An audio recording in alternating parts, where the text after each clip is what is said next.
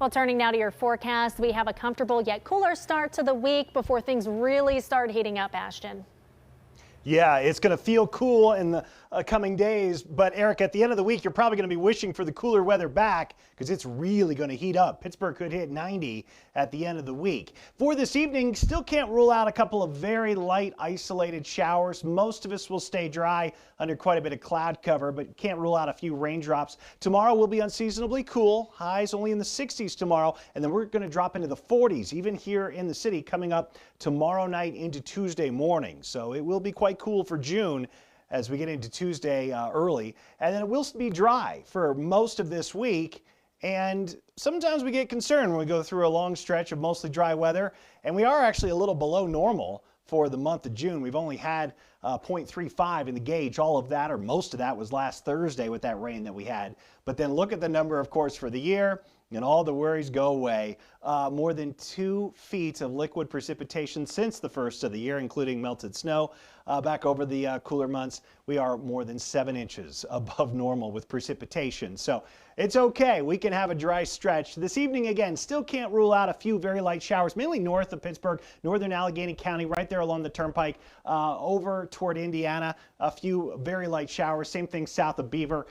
Can't completely rule out rain for any of those areas. And this is all moving east, southeast. So Greensburg, for example, maybe you'll get a few raindrops this evening. Still have some unsettled weather in the area thanks to the cold front that went by this morning. That front's now made its way down into southern Virginia. We're now turning our attention to the next front. This is the one that'll bring in our unusually cool day for tomorrow. Shift the wind to come out of the north, northwest.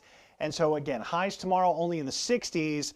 And it's going to feel quite cool because we're going to have cloud cover with us all day. If we had June sunshine along with that cooler weather, it wouldn't be a big deal. But clouds together with that cooler weather, you're definitely going to notice a change for tomorrow. Here's the First Alert Futurecast, doing an okay job pinpointing those isolated showers here this evening. And then skies will clear out overnight tonight. In fact, by midnight, not expecting much cloud cover at all. Tomorrow morning, we may get a little bit of sunshine early as the sun's coming up, but then the clouds will take over fast, and then it's pretty much going to be overcast through the afternoon. Can't completely rule out a raindrop, mostly south in West Virginia, along that Interstate 68 corridor into western Maryland there, because those areas will be closer to the front once it stalls out south of us. So again, temperatures on the cool side for tomorrow for this time of year.